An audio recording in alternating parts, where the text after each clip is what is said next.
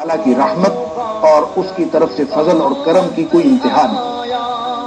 آپ صلی اللہ علیہ وآلہ وسلم نے اپنی امت کے لیے دوسرا ادب یہ چھوڑا ہے کہ جو شخص روزہ رکھنا چاہتا ہے وہ سحری ضرور کھائے، کیونکہ یہ بڑا ہی مبارک کھانا ہے۔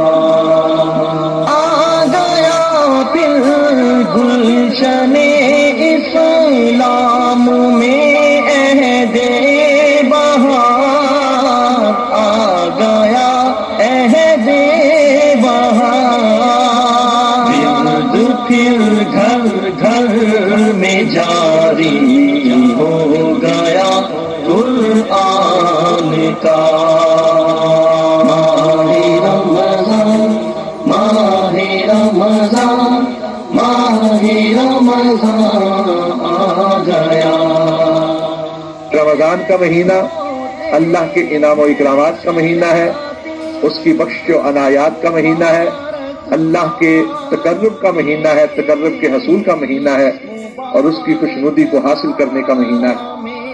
رمضان المبارک کا جو مہینہ ہے یہ کنیکٹ کرتا ہے آپس میں قرآن اور روزے کو، یعنی ماہ مبارک رمضان ہے، اسی میں قرآن ہے اور اسی میں روزوں کی فرضیت ہے۔ ہم دیکھتے ہیں کہ انسان کوئی بھی عمل کرے، کوئی بھی نیک عمل کرے، اس کی جزا تو اللہ تبارک و تعالیٰ نے ہی دینی ہے۔ پھر روزے کے متعلق یہ خاص الخاص کیوں کہا گیا کہ وہ یہ میرے لیے ہے اور اس کی جزا بھی میں ہی دینے والا ہوں۔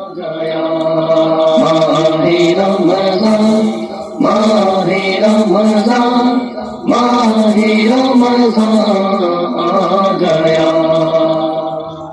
نبی کریم صلی اللہ علیہ وسلم نے فرمایا فیشفعان، ان دونوں کی قرآن اور رمضان کی سفارش قبول کی جائے گی، اور روزے دار کو، قرآن کے قاری کو، قرآن سے مستفید ہونے والے کو جہنم کی آگ سے آزاد کر کے جنت میں داخلہ عطا کر دیا جائے گا۔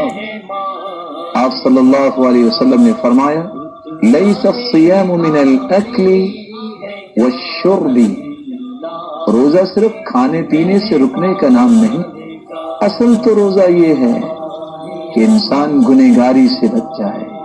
آ گیا ماہ رمضان